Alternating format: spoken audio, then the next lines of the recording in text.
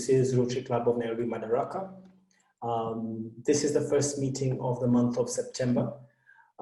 September is the Basic Education and Literacy Month for Rotary International. So let's give a bit of thought on, how we as a club can partner with Rotary and with other people to be able to promote basic education and literacy. Club admin is working on something with respect to that. But for now, let's begin the meeting. And we shall start with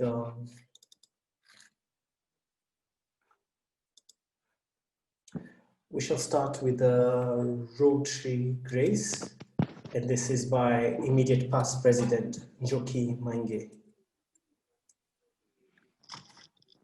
Right. Good evening, members. Good evening. Hello, can you hear me? All right. Yes, Good evening, members. My name is Past President Njoki Mainge. Now for the Rotary Grace. O God and giver of all good, we thank thee for our daily food. May Rotary friends and Rotary ways help us to serve thee all of our days. Amen. Thank you, Past President Njoki. We shall move to the loyal toast, and this is by the President. So if you have a glass, please charge it. If not, put your hand over your heart. To His Excellency, the President of the Republic of Kenya, to the President. To the President.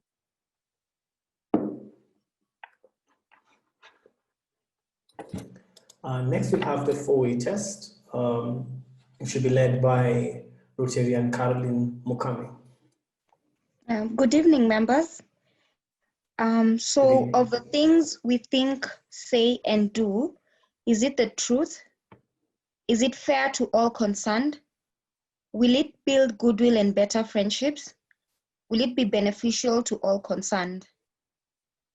Thank you very much, Rotarian Caroline Mukami. So next we shall move to announcements.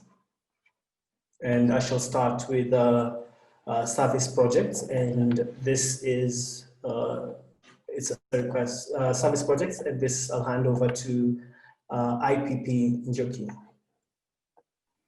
Okay, good evening once more. Thank you, Mr. President. Mine is an appeal for the essay collection for this evening's meeting to be channeled towards Santon Police Station. So they have a child protective unit there that receives children between the ages of 1 and about 8 who get lost, or maybe who are they're left there by their parents who don't want them anymore. So before they are taken to the courts then allocated to children, to the various children's homes, they are left there for a maximum of 48 hours. So it's boring for a child to sit there in a police station with no sort of entertainment. So there's a friend of mine who has given me this idea that he has donated a TV for that child protective unit, and he was asking whether we can be able to buy a decoder for them, because it's the analog type of TVs. So he was requesting that Rotary Club of Madaraka step in and buy a decoder. If this can be done today, I can probably buy it and deliver it to them tomorrow. That is one. Also, they were also requesting for a 5-liter bottle of surgical spirit, which is the easiest to make hand sanitizer for the people who are passing through the police station. So kindly consider this for today's essay collection. Thank you. Thank you, Past President. IPP Njoki. Shall move to the Secretary. I'll ask Janet Okumu to give the announcement.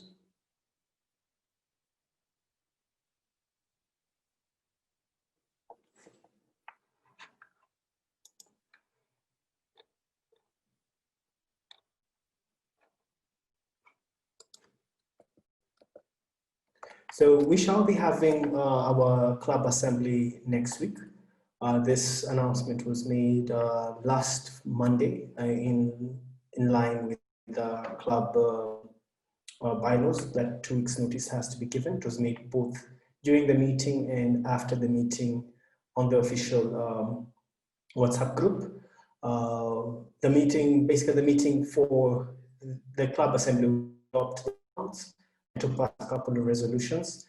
The agenda will be shared before the end of the week. I kindly encourage all members to be in attendance for that meeting. Next announcement from club admin, Director Liz. Rotary, good evening. On the first weekend of the month of November, we'll be having our first twinning trip with the Rotary Club of Nairobi, sorry, the Rotary Club of Kampala Metropolitan. Tentatively, these guys will be coming in on a Wednesday, and then the whole group, Madaraka and them, and any other Rotary club that has been invited or is willing to, will be heading to Mombasa on a Thursday, and then we'll be coming back on a Saturday because, you know, we have to accommodate these guys for them to travel back to Kampala. Charges are 17,000 bed and breakfast, plus 19,000 for half board. So anybody who's interested, anybody who's willing to, you know, kuambia mwili pole, you can join us. And we'll also be having we'll also be conducting some sort of project, you know, so that it just doesn't become fun. It's not always fun and games. We have to on a project, do something with the joint club in Mombasa. That's it. Thank you, Mr. President. Thank you very much, Director Liz. And just to add on what she said, we shall have a poster with from the PR team. And this poster is basically to give, you know, installment payments. Most members had asked for installments, and we'll open up to other clubs as well, so that we can have the first installments paid by the end of this month to secure the place and to be able to secure the transport, after which the final payment at the end of October. The last announcement from the club treasurer.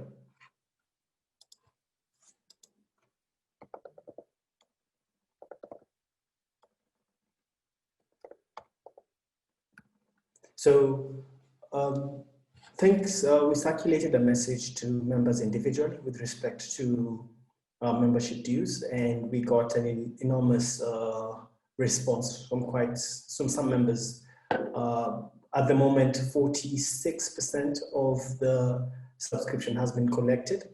We still need to honor the RI invoice, and we hope to do so in the next week or so. So in the event that you haven't honored your dues, please try and finish them at least 50% by the end of the coming week, so that we can pay our dues to Rotary International.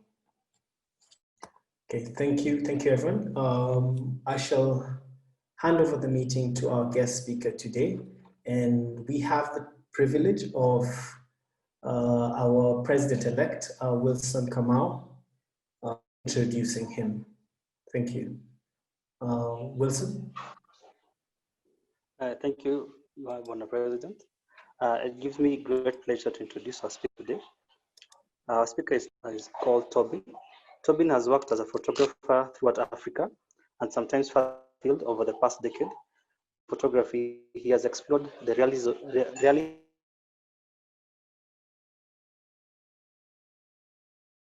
modern day Africa, from Somalia's gender issues, section of modern religion with traditional healing practices, Islam communities.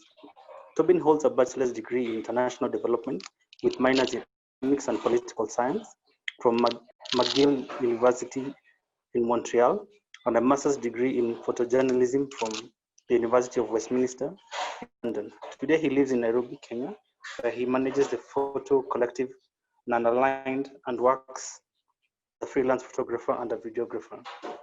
Tobin Jones' photography has appeared in multiple publications, including the New York Times, Time Magazine, The Guardian, The Huffington Post, and he has also worked for a number of international organizations and NGOs throughout Africa, including UNHCR, WFP, the Danish Refugee Council, and the European Union.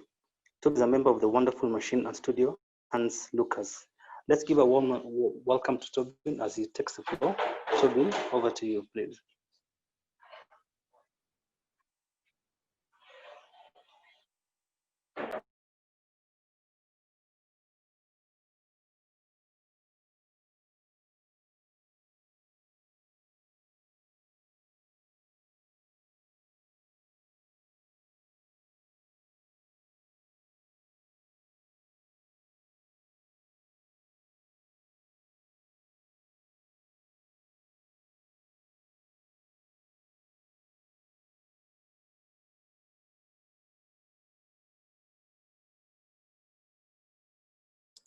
We lost Tobin a bit, but he's joining. Let's just give him a short one.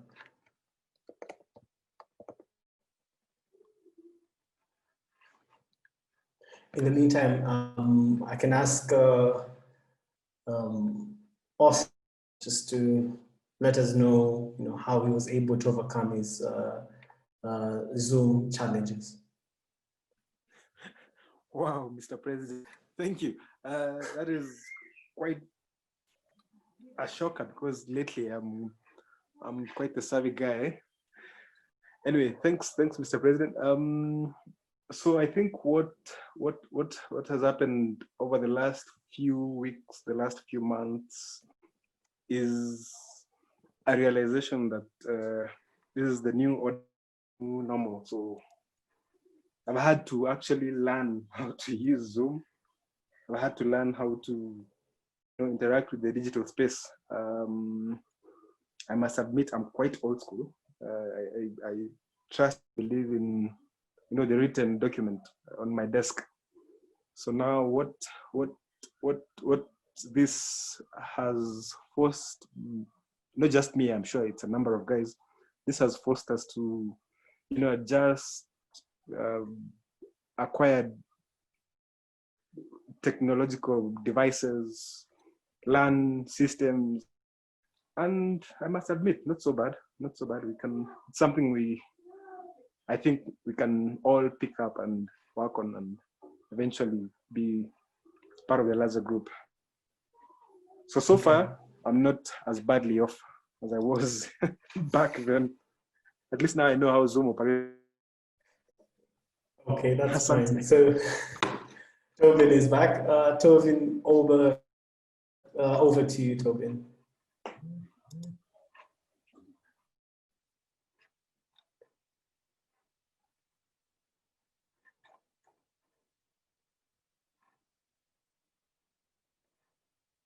Muto, can you make Tobin a co-host so that he can share his screen?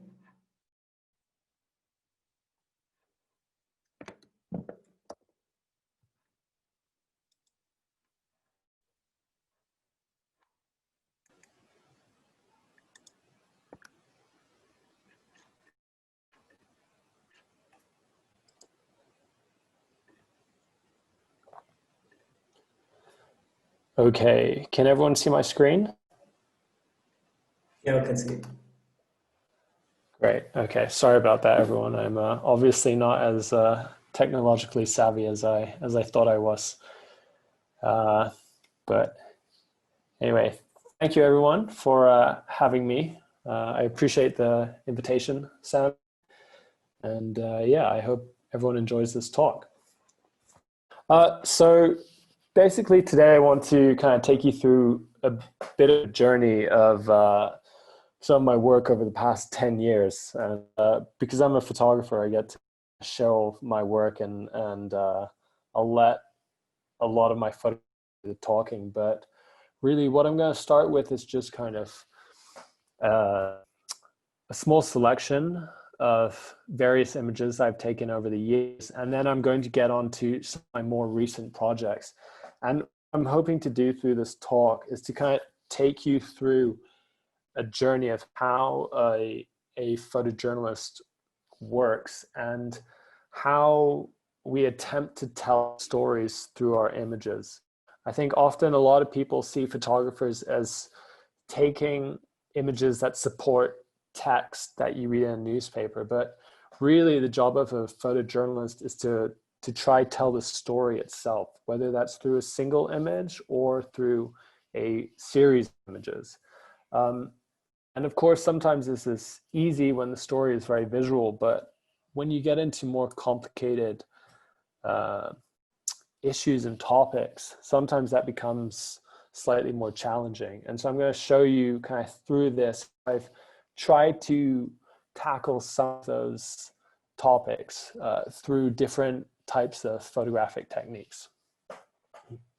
Anyway, I'm going to begin with this first image, and I apologize, I'm going to go through these fairly quickly, just showing you a variety of my work.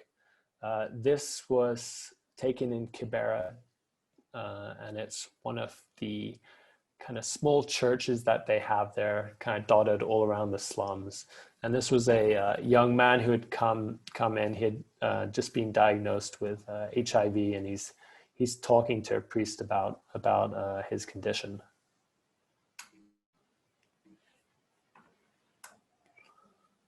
Sorry. Let's try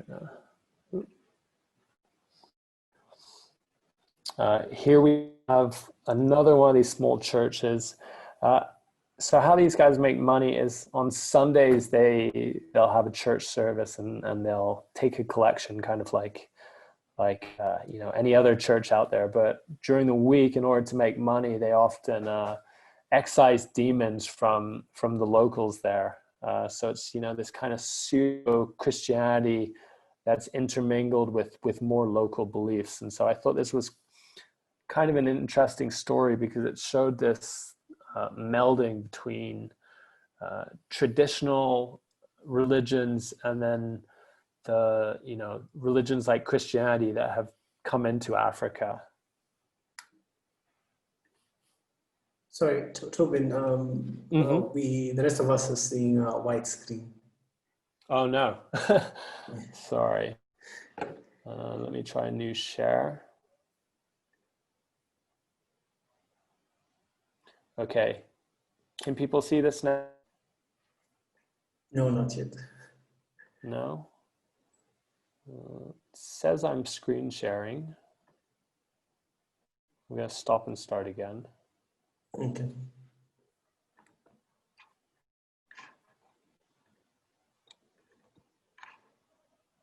Okay, we can see the. You can see that? The cattle, yeah.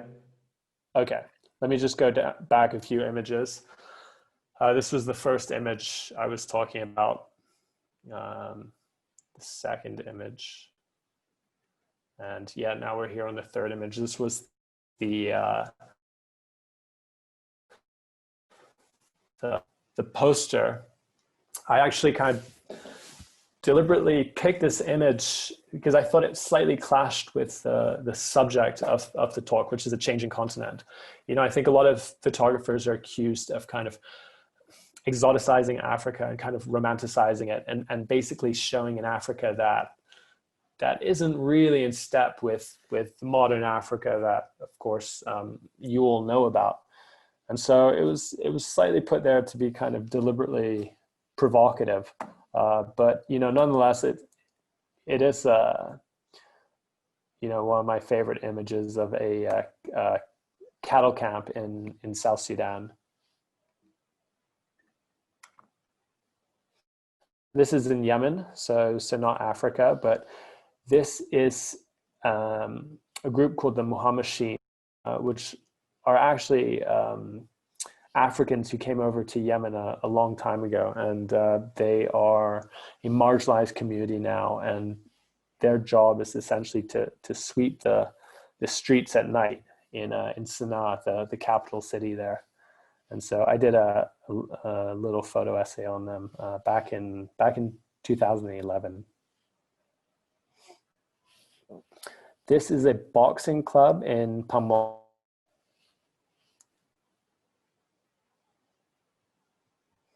And then this is some of my work in Somalia. These are Al-Shabaab suspects, and this is during a night raid by the special forces who go into these neighborhoods and basically gather up suspects for Al-Shabaab. And they, you know, obviously blindfold them when they detain them.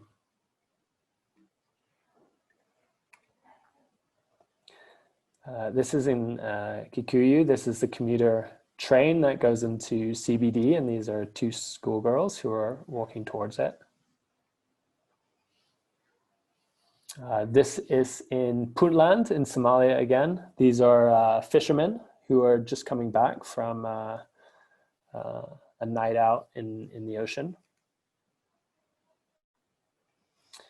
And then this is from India, where I went last year. This is on the Ganges, and this is one of the cremation places on the Ganges where a lot of people want to get cremated there because it's a holy site, and the Ganges is a holy river, and they believe that if they're cremated there and their ashes are thrown into the river, they'll go directly up to heaven. A few more, you can see they're cremated in the open.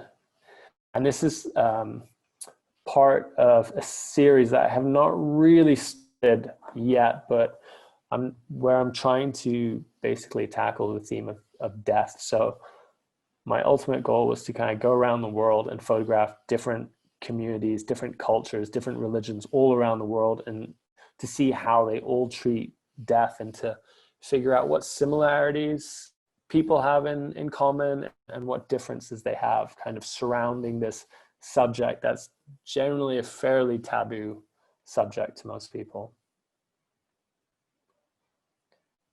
And this is also part of that ceremony where they bathe in the Ganges to kind of cleanse themselves before the cremation. This is in Nairobi. This is this girl is actually belongs to the Shona group who came up from Zimbabwe in the 60s. So she's a descendant of the first people who came from Zimbabwe. And they're actually all stateless now. So they are all, basically they're neither citizens of Zimbabwe or Kenya, and they're trying to basically get national IDs. And it was a project I did with UNHCR. Okay, so now I'll talk a little bit about my work in Somalia. So in 2012, kind of right after I graduated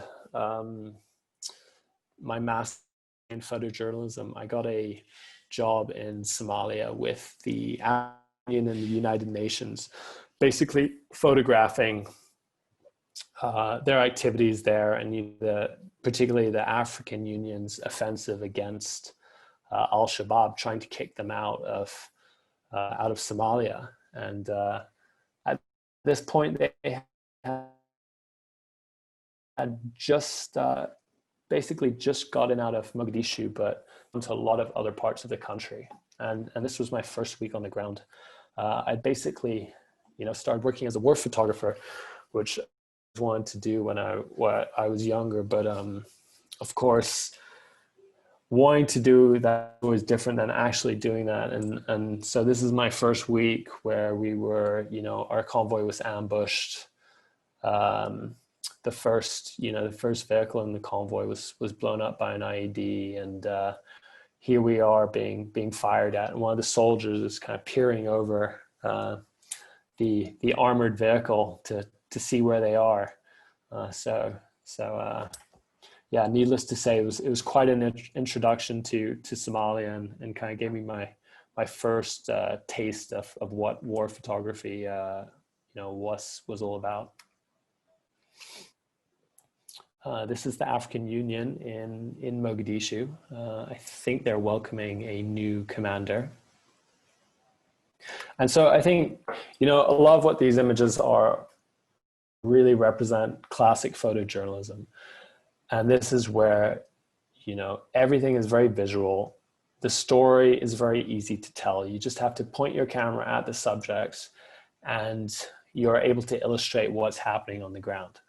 And I think this is what most people think of when they think of photojournalism. And it's definitely the type of photojournalism that when I was a little younger, I was most attracted to. This is what I wanted to do. I want to be on the ground where the action was happening and photographing it to the best of my ability.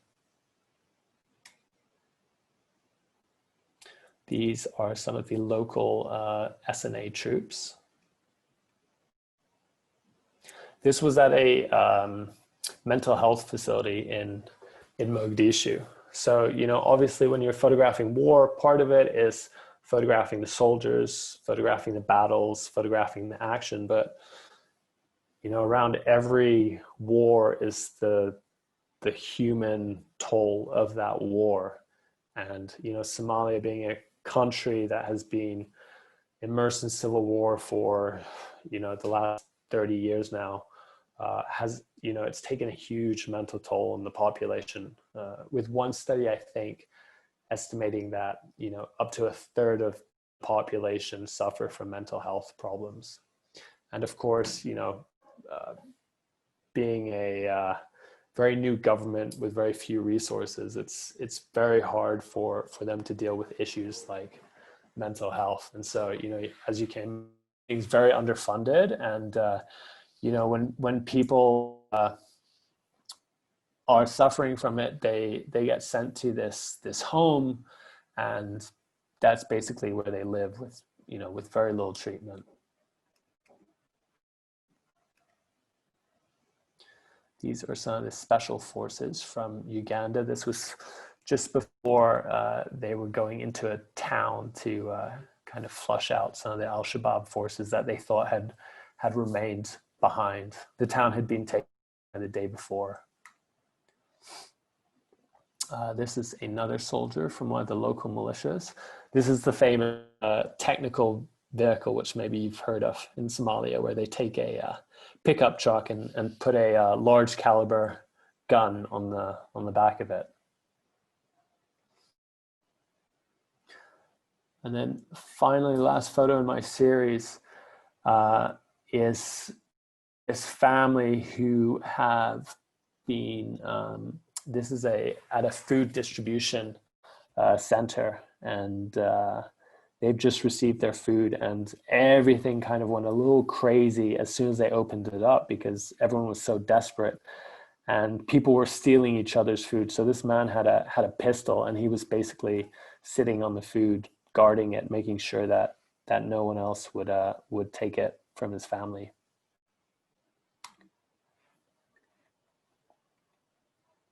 Okay, so now I want to get on to kind of my newer work, which I kind of, in a way, find more interesting, and it divides, it kind of goes away from my previous work, which, as you could see, was really photographing what was happening on the ground, to a more conceptual style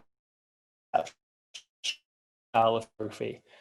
And I suppose conceptual photography is when you try to tell a story that maybe isn't immediately visual from the outset.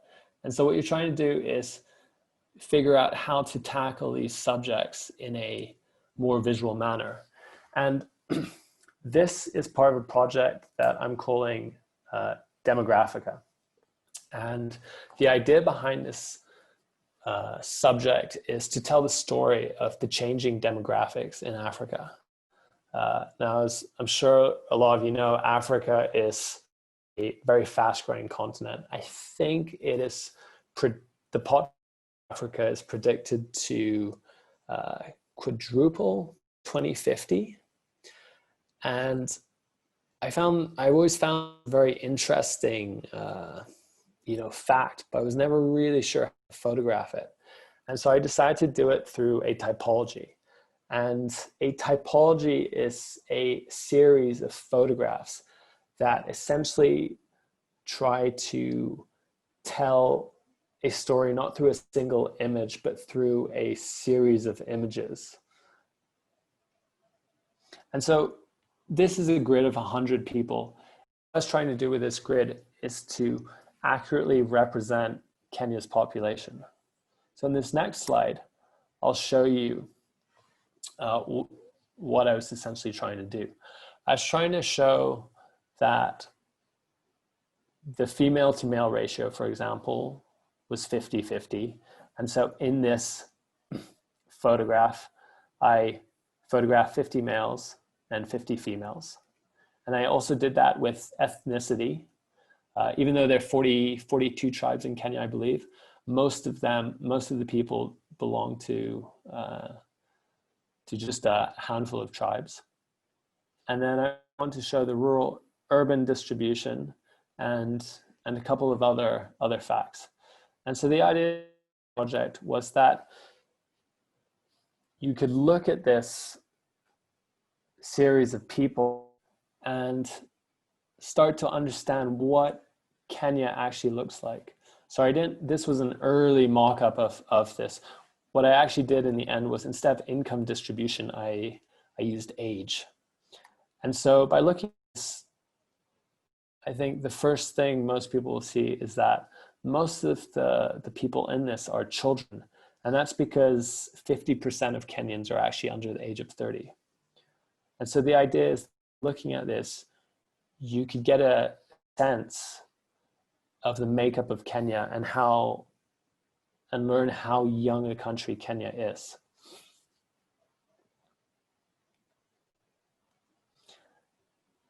And then these are the kind of single photographs. And so the idea of this project is that ultimately it would be held on a gallery wall, and you would come in and see the grid of everyone and see them kind of as that statistic. And then as you went along the walls, you could start to slowly see each individual in that series. And so separate, the individual from the masses.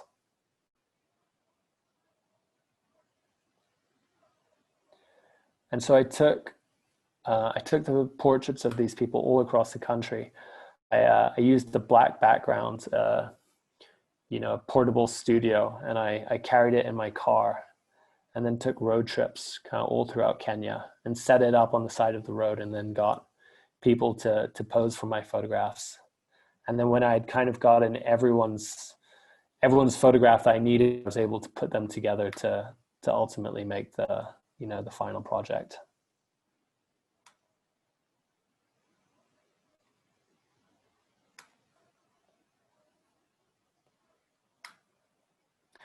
Okay, and now I'm just going to get to my kind of most recent work, which again is a typology. And I really like using typologies, because I feel you can use them to just tell stories that you wouldn't be able to otherwise. And this is obviously a series of boda boda helmets. And I've always been fascinated by, the boda boda culture in Nairobi. I have a motorcycle myself, and, I understand how dangerous it is for these guys, but I'm also always fascinated about, kind of what hustlers they are, how fast they go, how reckless they are, and how dangerous it is as a profession. And I want to tell that story. How do you tell a story about boda boda truckers and how dangerous a profession it is? And what I kind of came to realize is that by looking at their helmets, you could see that there are very few helmets out there that don't have cracks in them or scratches or something that indicates how dangerous the profession is. And so I set about photographing these helmets, and the idea was that by doing that, you could study those helmets, and you could kind of deduce what kind of a life these guys live, and the type of risks that they take. And once I did that, I suddenly got fascinated with other objects that you always see. I think one thing I love about traveling all over the continent is seeing how resourceful people are, and how, in the West, when something breaks, you tend to throw it away and get a new one. Whereas here, there's such a culture of recycling and repurposing, and I kind of, it's one of my favorite things about living here. And so I went around looking for different objects. These are, of course, the flip-flops made out of tires. So I did a series on those. And then these are footballs taken from all over Africa, made by mostly children out of plastic bags, but you know, not just plastic bags. Some of these are made out of from rubber trees, and yeah, I think this one's made out of grass. Yeah, and so that's the idea behind that project. I'm still kind of working on doing a few more. The next one I have in the works are children's toys, and yeah, I've got a whole list of others. But unfortunately, due to COVID, I haven't been as active on this as I had hoped. But, yeah. Anyway, that's basically kind of a short summary of my work and how I've tackled some of these subjects. Yeah, if you have any questions, let me know, and be more than happy to answer them. Thank you.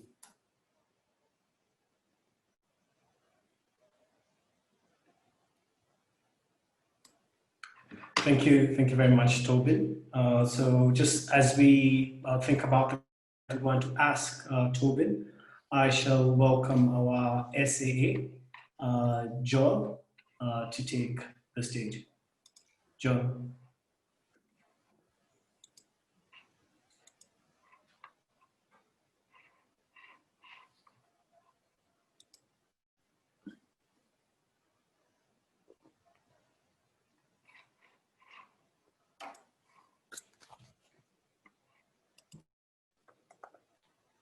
Director Joel?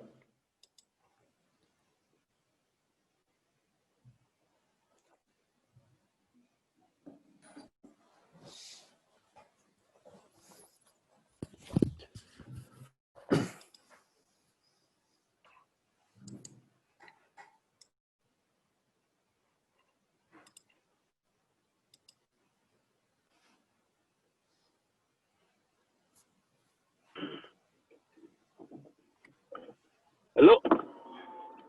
Hey, Joel. Hello. We can hear you, Joel. Okay. Thank you for the talk. Sorry, I'm driving and was a bit distracted. So today we have our sad dollar, happy dollar is going to a worthy cause. We are targeting about 5,000 shillings to enable the purchase of the decoder and at least a month worth of subscription. So we shall start off with pins. For all those who do not have lapel pins, Mia.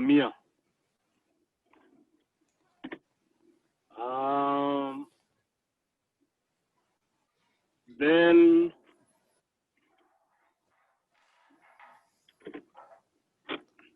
next fine is for latecomers.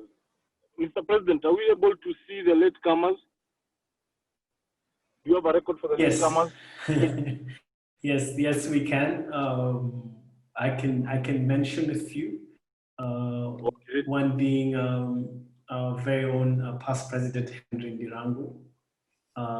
There's another one called so we have our vice president Wanja.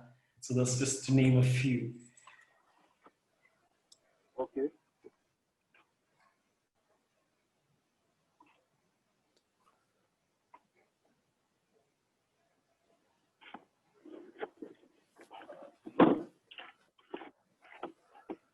Okay. Can we move to, or before we move, on the main, as a way of supporting, I have some coffee that I am selling, and it's actually coffee bag. So just to explain, ni tea bag lakini kona kahawa. So for every packet bought, 100 100 shillings will go towards the decoder fund. I have posted a picture of it on the main WhatsApp group.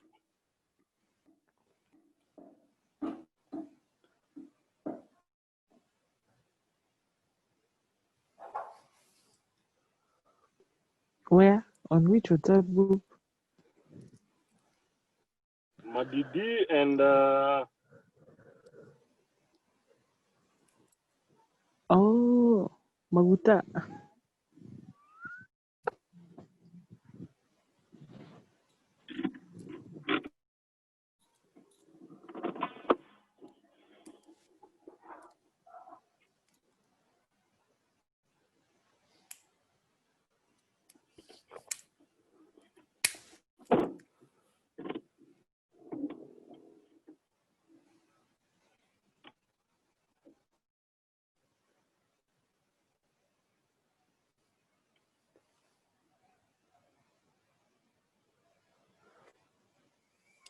So as Dr. Joel has said, he will be donating 100 shillings towards the cause for every purchase of this bag.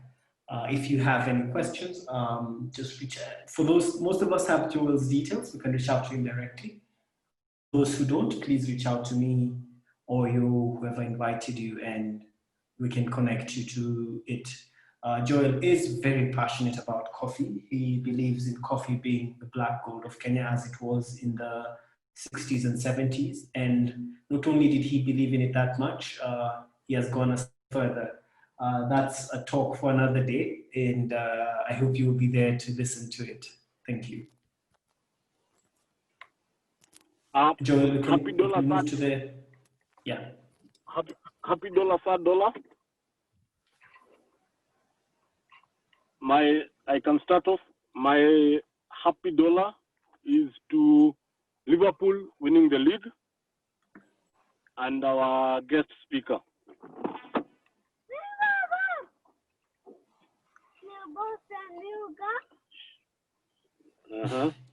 Liverpool won again. Because I've had someone bought a new car. Still stuck on the new car. Yeah, we want to know more about that new car. It's just a new car. Baba bought a new car. Close the door. Is the new car Bye.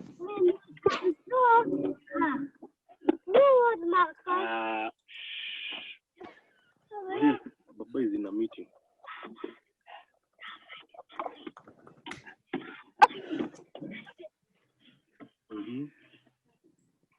Nobody else is contributing. Joel, May I have a happy dollar? happy dollar. Sorry, I have 4 happy dollars. Okay. So I used one for the guest speaker. The other 3 are for my daughter. She turned 10 years old over the weekend, so really proud of that. What? Yeah, thanks. Woohoo! Almost tutakuwa na teenager very soon. So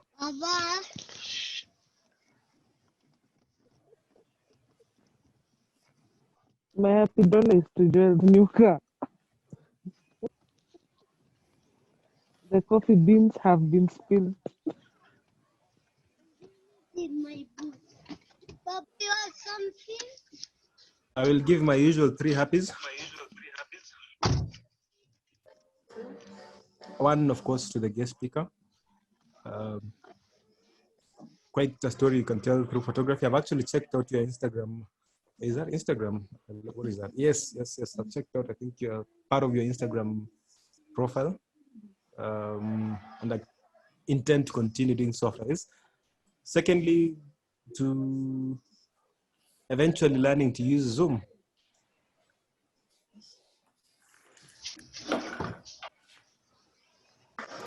To the larger group, it's a joy fellowshipping together.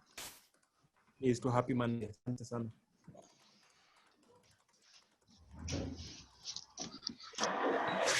Come, go back, please. What is this? That is food. It's food Mm. from work. My viewers.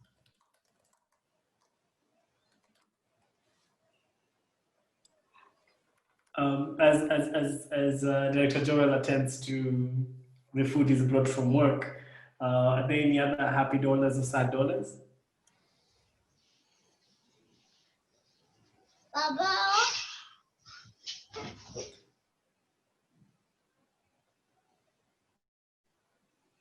I have a happy dollar. Today is a Monday, a great day for fellowship. Thank you, Liz. But Liz, you've spoken with a little bit more enthusiasm. She sounded so excited. RBF Come for on. RBF. We'd hate if you were actually pumped on a Friday.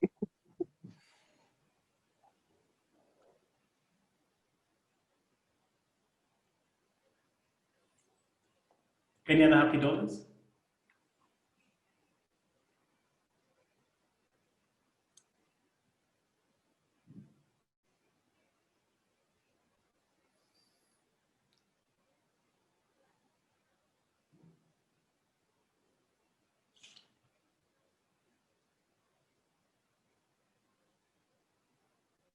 So I'll go. Is there any other happy dollars, sad dollars?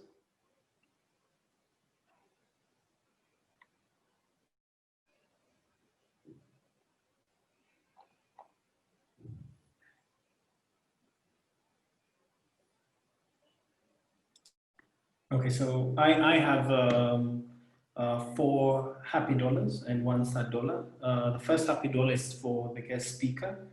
I've always assumed that when Tobin is in Somalia, he's in the UN compound fortified, taking photos of diplomats moving around. It's interesting to know that he goes all the way into the battlefield, taking photos just to raise awareness of Somalia and what Amazon is doing there.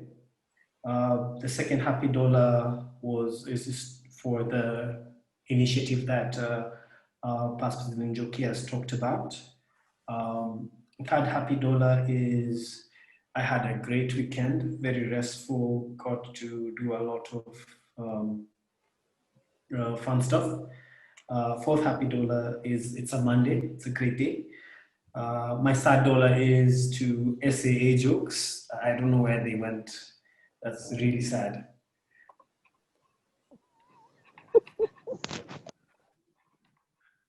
So I shall hand over the meeting to Tobin for the Q&A. So if you have a question, just please raise your hand. We will take 2 questions at a time.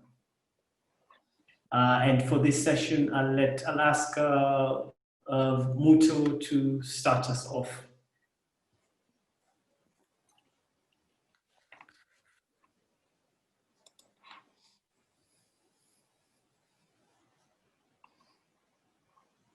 Muto?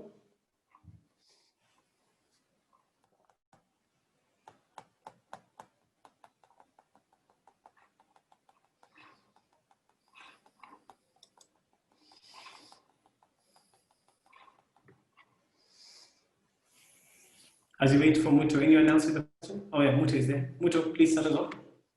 Yes. For the Q&A, you're starting us off? Can someone else go as I think of my question? Sure.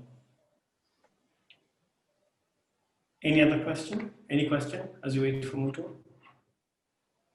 I can start us off. I mean, Tobin, if you could tell us about the type of equipment that you use for your photography, just an overview, and simplify it for, speaking for myself, those of us who are not too conversant with the technology that you use in terms of hardware and software.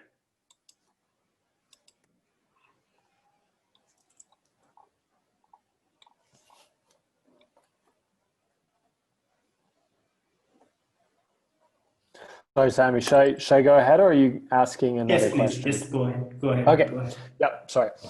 Yeah. Okay. I photograph with a pair of Nikon cameras. For those of you who know Nikon, I have a D4S and a D800. Those are full frame cameras. Full frame. Yeah. Yeah. You know, as a photojournalist, you often want two cameras because that way you can have two lenses attached to them, and you don't have to be changing lenses all the time. So usually I have a 50mm prime lens and a 35mm prime lens, although I do use others, but those are kind of my primary lenses I use, and that allows me to take kind of most of the photographs that I do take, and I use prime lenses because those are kind of the highest quality lenses that are available. But more recently, I've also started to go back to film.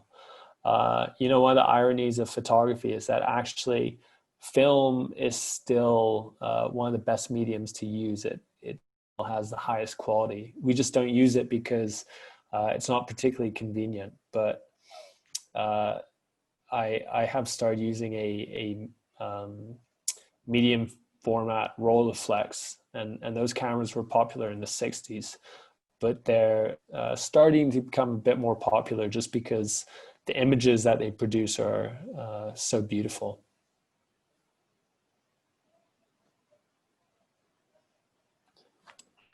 And what of in software? What softwares do you use? Software, I generally use Lightroom. I think you guys could see that from earlier when I was showing you my photographs. I think Lightroom, in terms of editing software, there's a lot you can use, but Lightroom is really great. It's fairly easy to use. You can learn a lot from the internet. Whenever new photographers come to me and ask for advice, I just tell them, go to YouTube. You can learn everything you need there for free. And that's one of the great things about photography now, is that it is so accessible to everyone, and you don't need professionals that you pay to teach you photography. It's all out there, and there are great people online that can give you tutorials.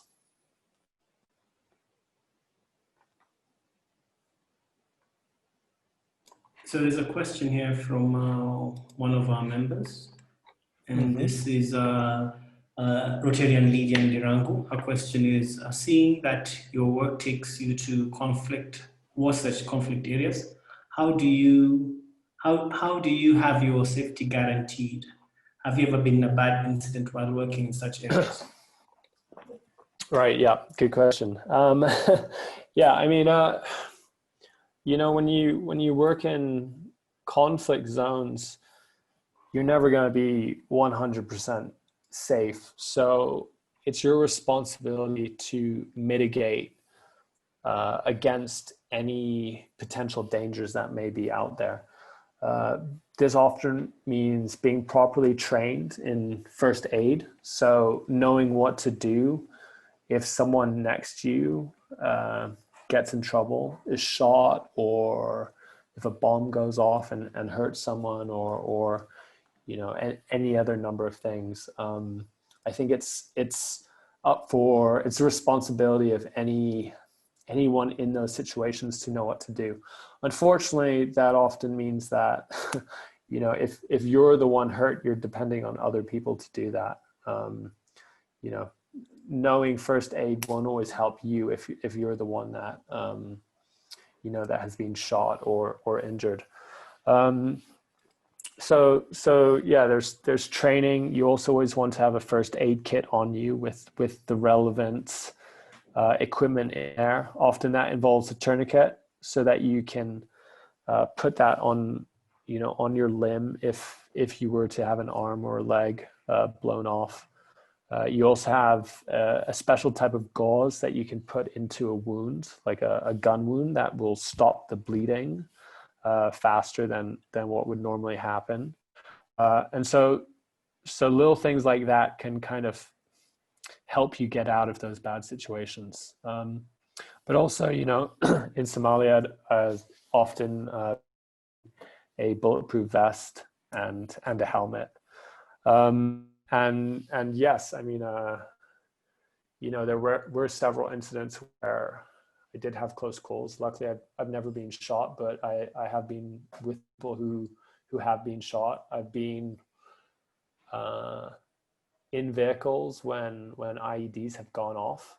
Fortunately, you know, they've never blown up the vehicle I was in, and a lot of the time I was in armored vehicles, so the bombs didn't actually affect me. But you know, when you work in these conflict zones long enough, eventually you know, you do have close calls.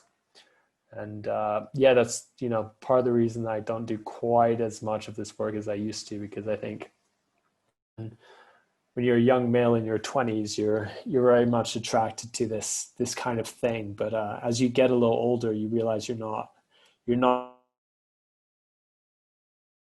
thought you.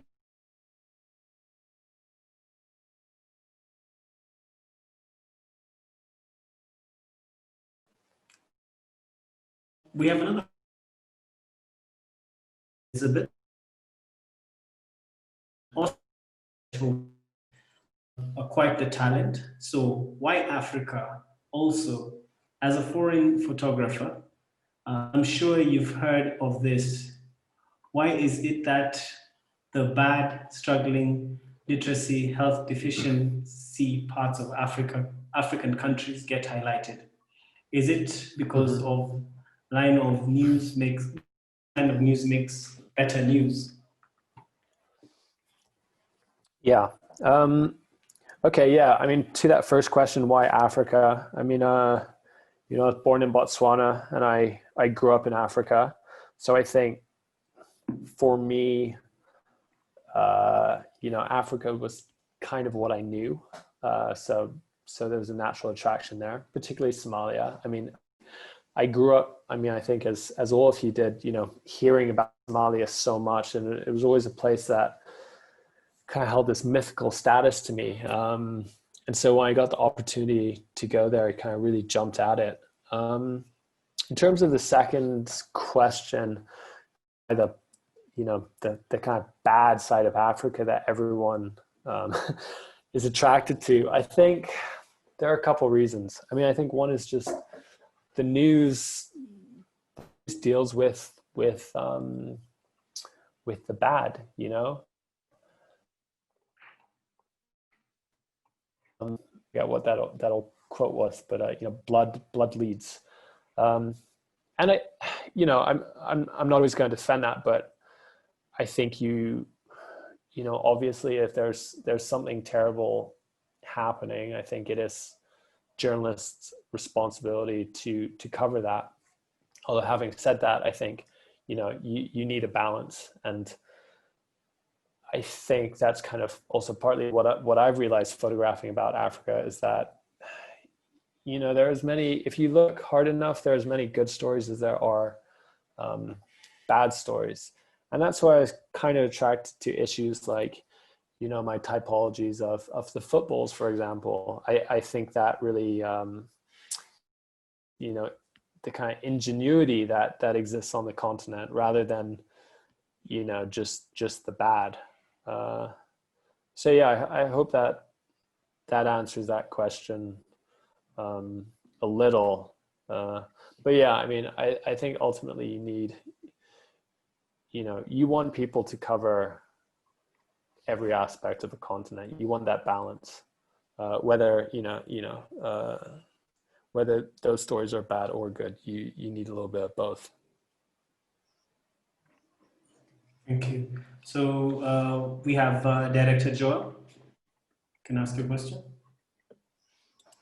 Tobin, thank you for sharing the photographs. I especially love the one for the cattle camp in South Sudan. they are quite Thank you. something. And being there myself, I got to experience some of them, especially towards Rumbek and Awil. What is your favorite thing or area to photograph? And are you a morning photographer or sunset type of photographer or night photographer? Okay, yeah. Thanks for that. Yeah, I think one of the good things about being a photographer is that you always have new projects that you can work on. So it's hard to talk about any particular interests I have, because I think the great thing is you get one project and you can work on it, and then when you get a new project, you can kind of pivot and go towards that. But I think maybe the things that people don't realize about photojournalists is that you have the projects that you're paid for, the ones I do for the UN or an NGO, and then you have your personal projects. And of course you do your personal projects because they interest you, and often it's those projects that you don't get paid for, even though they are probably the projects that you spend the most time doing. And that's projects like demographic. I've never really received any real sum of money for that project, even though I spent a considerable amount of time on it. And so I think that's kind of something everybody should realize about photographers, is that part of what we do is for work, but a huge part of what we do is just, because we want to do it. Yeah, in terms of your second question about kind of, do I prefer photographing in the morning or evening or night? Yeah, unfortunately, I'm not that great about waking up too early. When I do, I always love it, but I would say I lean towards photographing. I like that golden hour in the evening. Everyone talks about the golden hour at the kind of two ends of the day, from 6 to 7 a.m. and then 6 to 7 p.m.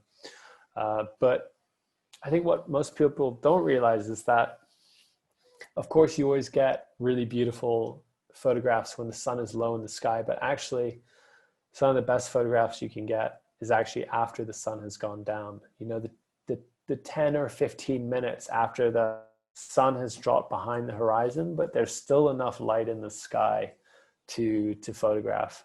So I think that little slither of time is actually my favorite time to photograph.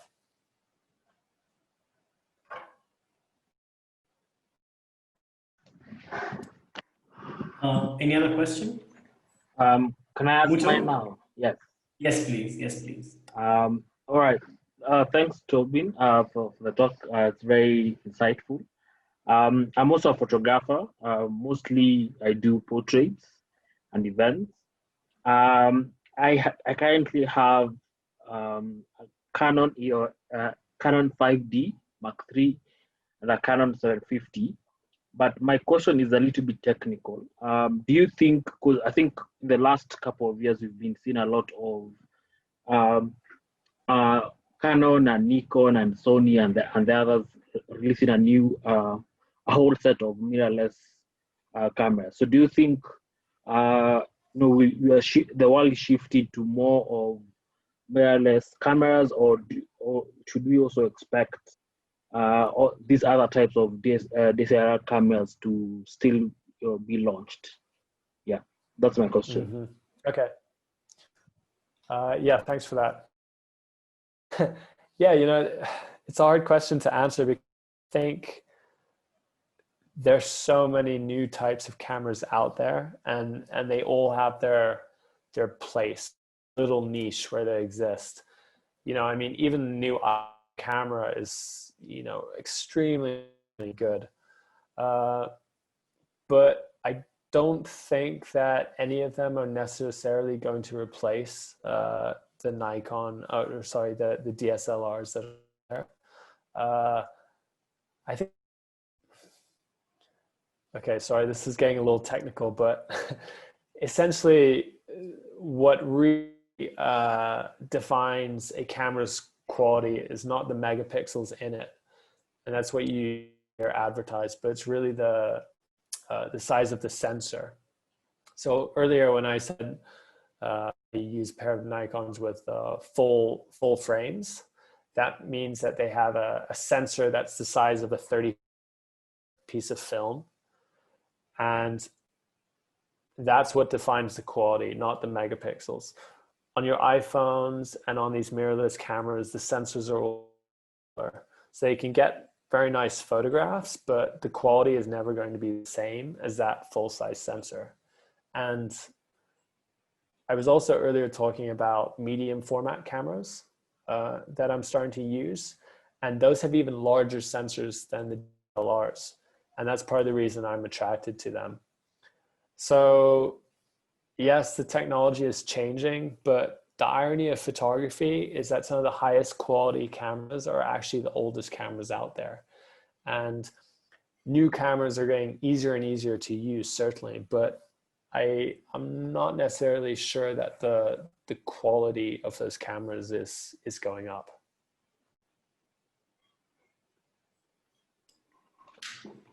Just one last question, Mr. President. Sorry, yes, go on, Tom.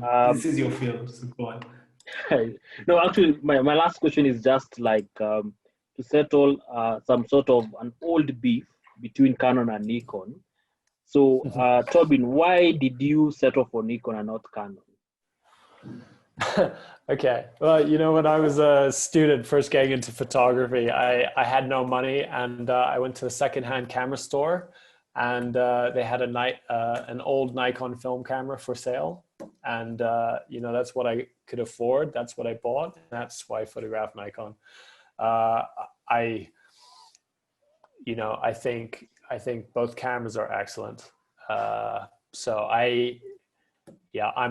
I'm a Nikon shooter more out of accident than anything else. I think both manufacturers have their advantages and probably their disadvantages, but I don't think anyone should lose sleep at night because, you know, they photograph with a Nikon instead of a Canon or vice versa.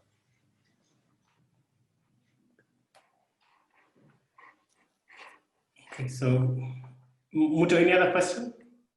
No, I'm good. So there's another question from Lydia Nirangu. So her question is, do these militia groups allow you to take pictures? How do these militia groups allow you to take pictures of their operations? Mm-hmm. You know, it's things about humans is that everyone loves to be photographed, and actually the world is a pretty small place. You know, the moment I realized that the world was extremely small was when I was in the middle of Somalia, and one of these militia soldiers sat down next to me, you know, with his big gun, and he took out his phone and started showing me a Justin Bieber video.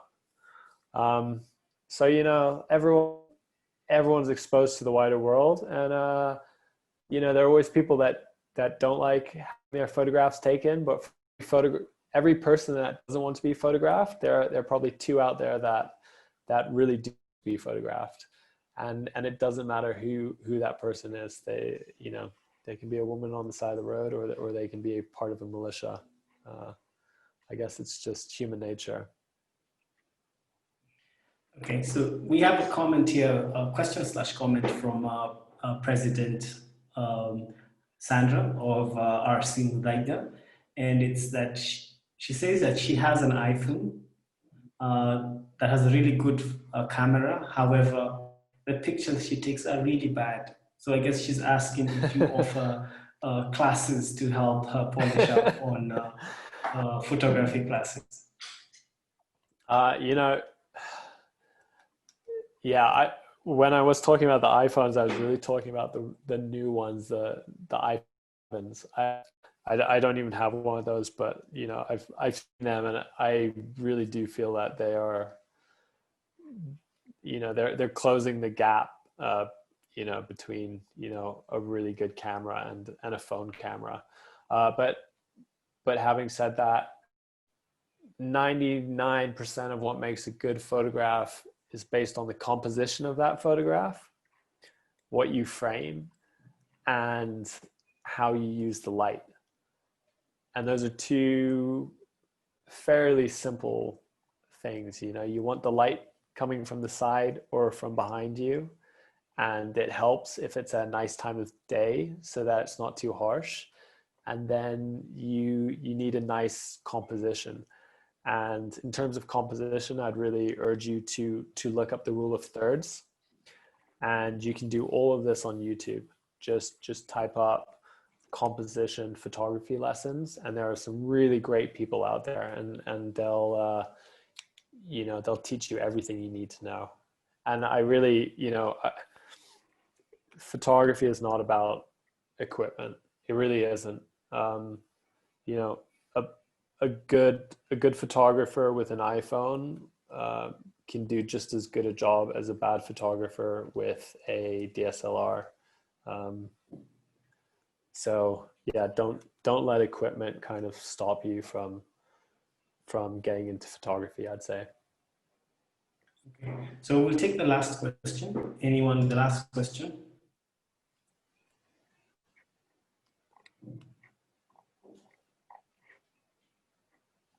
Any last questions?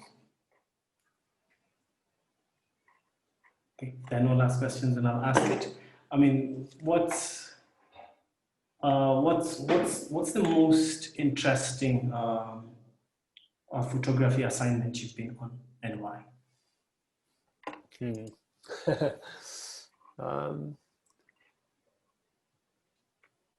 trying to think. I think for me, still Somalia really stands out.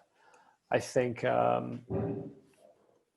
Somalia is a country that so few people have been able to travel to. And particularly when I was working there back in, 2012, 2013, I was really one of the only non-Somali photographers to be able to photograph. And often a lot of the places I would visit, hadn't seen a foreign person in over 25 years. And it's because that country is so shut off, particularly when they were Al-Shabaab controlled towns or villages. They were being opened up for the first time in a long, long time. And I think, even at the time, I kind of realized how privileged I was to be allowed to be one of the first people into these places. And so I think for that reason, those were some of my favorite assignments. Okay, thank you, Tobin. Thank you for taking your time to be with us. So I shall let Director Austin give the vote of thanks. Austin. Thank you, Mr. President.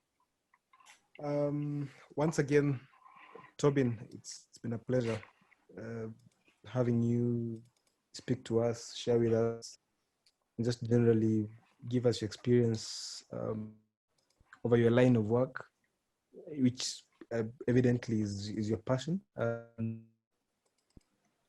I think what you do is what really defined to be a satisfactory experience through life. Most of us do work which we are doing because we need pay. I mean, we're just there because we need the money. But when you get your passion and it can pay your bills, then that is quite an experience. It's one of the things I think humans never really have had a way of mastering it. So we are grateful. We are thankful that you made time. We are thankful for your experiences. And again, such, art, photography, the only way we can truly experience what you've done is if we interact with your pages. So Instagram, Facebook, your website, I've had a sneak preview of your Instagram page, and I think it's awesome. So I would encourage everyone here to just take a few minutes, go through those platforms. That is the only true way you can experience what you're doing and what your passion is, because it is an eye to your soul and your passion and your drive towards what you're doing. So we thank you once again. We wish you all the best in your endeavors. We would hopefully have a chance to have a physical meeting when things calm down, and you can come in with some of it. I don't know if if you do print work or if it's all digital. And if you have or intend to set up a gallery of sorts where guys can just come in, see what's up for, probably have some of it on, I don't know, auction or just normal sale. So for the art lovers who understand art, I think that will be one of the gifts you can give them. So thank you once again. And Rotary Madaraka is quite honored to have you. Asante sana.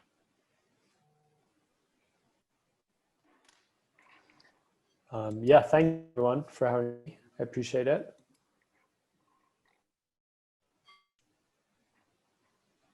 Back to you, Mr. President.